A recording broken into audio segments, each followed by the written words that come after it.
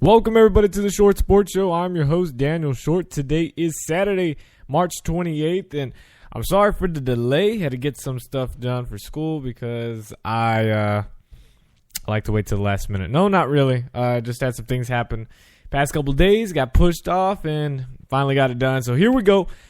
College football news. We got NFL to talk about. The draft is getting closer, ladies and gentlemen. The NFL draft. We're already done with March. We're already, we only got like a couple more days, and then it's April, the beautiful month of April. That's when all the college football spring games start happening. We got the NFL draft somewhat soon. Everything to get look forward to. I mean, right now we're dealing with some college football pro days, which I had the opportunity to go to Texas State's pro day, which was awesome. Got to talk to Craig Mager, who's a defensive back for the Bobcats. He most likely be in the third or fourth round, which would be a huge step forward for Texas State. Talked to a couple other guys there, and honestly, most people, when I talk about Texas State, may not know where it's at, and it's between Austin and San Antonio and San Marcos, Texas, and it's growing. It's growing. And it's really awesome to see because, being born here my entire life, or being raised here, and to see this university grow, there were 24 NFL scouts. I know the Cardinals, Chiefs, and I believe the Vikings, and then maybe the Titans all had two of them for each team. So 2 scouts for each of those teams. So that's at Houston as well. But the Seahawks were there, the Patriots, my San Diego Chargers, hopefully LA Chargers pretty soon. They were there. I mean, almost every team was there, and it was awesome to see that because, I'm so used to, reading because I didn't really go. This is my first pro day I've ever been to. But seeing, always hearing that there's about 3 or 4, 5 scouts there. 24 NFL scouts. We're at Texas State's Pro Day. So that's incredible. That's awesome to see that they're growing. Talented players are there that are worthy of multiple NFL scouts being there. So that was really cool to see that happening and all the other good stuff. So let us move on. And some crazy news happened at the University of Miami. They have their spring game already today. And it's already been taking place. But the Hurricanes will do so without a player who is expected to be a key piece for their 2015 offense, and that is their running back Joseph Yearby, who has been suspended for the game, according to a violation that he missed a curfew. He missed a curfew, or was breaking curfew, whatever. Anyways, this is what Susan Miller of Miami Herald had to say about this. Said, quote, "I was told by my source, not University of Miami, that Yearby was suspended for breaking curfew last night. I was told he was there for the birth of his baby, but I did not have that confirmed, and I don't know when the baby was born." So we're going to have to wait for Al Golden's post-game talk with the media to see, did you really suspend him because he missed a curfew because he was at the birth of his child? I mean, come on now. If that's true, that is very stupid on Al Golden. I mean, he's done a lot of stupid things, and honestly, guys, this is the reason Miami is kind of bad. Al Golden, just saying. I mean, that would just be really dumb. I mean, if he was doing it because he was at a party, and he was being dumb or whatever and just hanging out, all right, you suspend him, you kind of teach him a lesson or whatever. That's fine. But for him to, be witnessing the birth of his child and he misses a curfew because of that, you want to suspend him? That's really dumb. That's really dumb. But last season, as a true freshman, Joseph Yearby was second on the team with 509 rushing yards. He also had 8 catches for 118 yards and a touchdown coming out of the backfield. So obviously he was already in the limited time that he had, because we all know Duke Johnson was running the show there at Miami. In that short amount of time he was on the field, he excelled. He excelled very well. So to see him now being the big dog on campus as the running back. Obviously they're going to be led by Brad Kaya at quarterback. But for him to have more responsibility as the starting running back now, we could see a lot of potential out of this guy. Be on the lookout for Joseph Yearby. Be on the lookout for him. Oregon offensive lineman Jamal Prater and wide receiver B.J. Kelly have elected to transfer. And I feel like we've been saying this a lot about Oregon players. It seems that playing time was the reason for both of these players seeking new opportunities elsewhere. Prater saw action in 9 career games, while Kelly caught 6 passes and 2 touchdowns as a redshirt freshman in 2011, but saw his playing time decrease from there. This is what B.J. Kelly had to say, saying, quote, "A lot of times I would have the opportunity, and I felt like I just didn't get it. I don't regret being here at Oregon. There will never be another opportunity from what I've experienced. They can never take that back." The bad thing for Oregon is, the good thing is apparently they have depth. I mean, even with people leaving, they have depth. Because the reason they are leaving is because there's too many people. There's not enough playing time. Kind of a good thing, kind of a bad thing. The defending Pac-12 and Rose Bowl champions have lost offensive lineman Andre, and I'm not even about to try to pronounce his last name. His last name starts with a Y, and it's got about 12 other letters in there Andre Uratagoya. Nah. I don't think... I feel like I got a little close right there. Might have. You can go look it up yourself if you want to. Wide receiver Chance Allen, defensive backs Stephen Amoko, and Isaac Dixon, and defensive lineman Sam Camp have transferred since the end of last season. I mean, recruiting, that's not a problem for Oregon anymore. I mean, the facilities, you look there, you're basically sold from that, and obviously what they do on the field. So I don't know if that's really a good thing for Oregon or not. I mean, it's interesting because you have a lot of people leaving your team, transferring and whatnot. It's because you have too many players. There's not enough playing time. I don't know. Could be a good thing.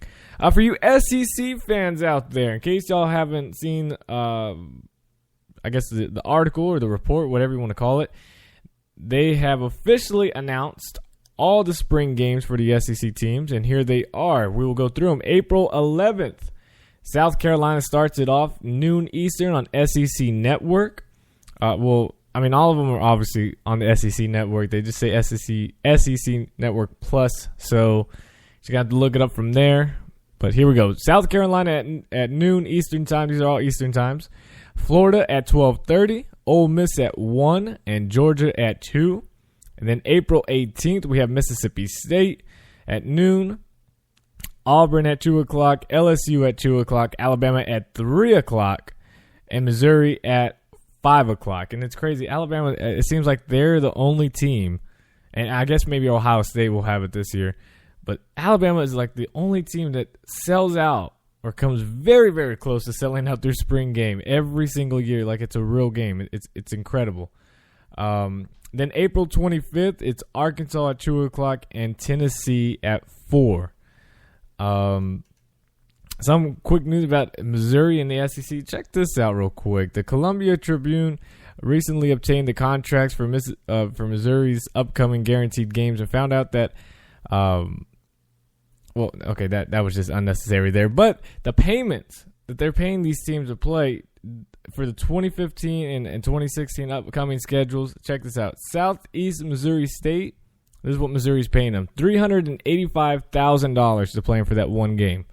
Then Eastern Michigan, on September 10th, 2016, $1.3 million. Missouri State, 2017, $400,000. Idaho, 2017, $1.3 million. Southeast Missouri State, 2019, $425,000. Eastern Michigan in 2020, $1.1 million. You add all that up and you get the sum of $4.91 million for half a dozen games for all these no-name teams. Really, Missouri. And if that doesn't sound like a lot, consider that Missouri paid $700,000 total to bring in Murray State, Toledo, and Arkansas State just in 2013 alone. $700,000.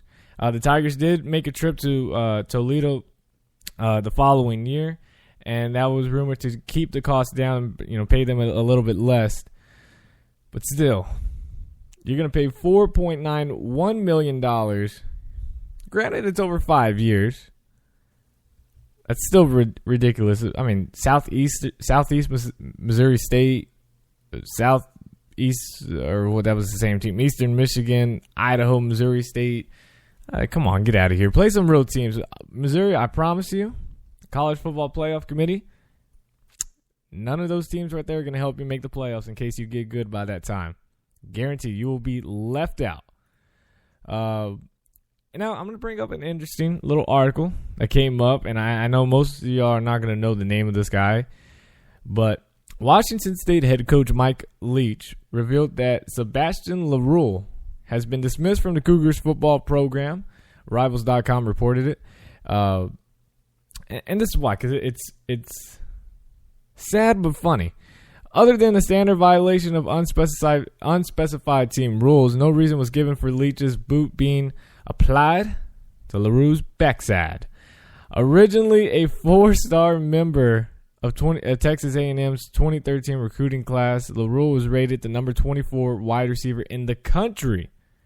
After playing one game as a true freshman at A&M, he was stating that he wanted to be closer to his home in Santa Monica, California.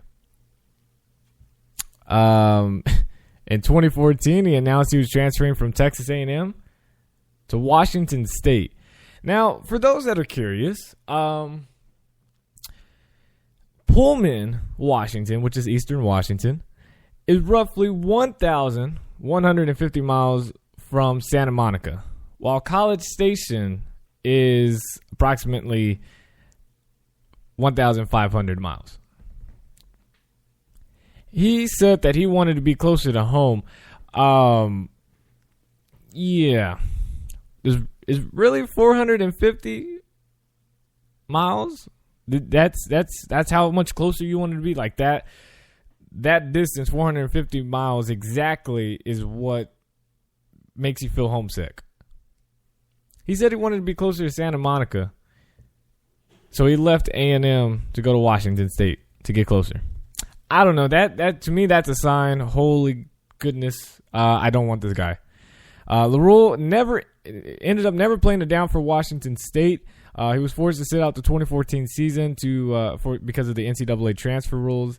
And entering the offseason, however, he was looked upon as a player who could make a significant contribution to the Cougars' defense after being moved to secondary, and was perhaps being in consideration as a starter.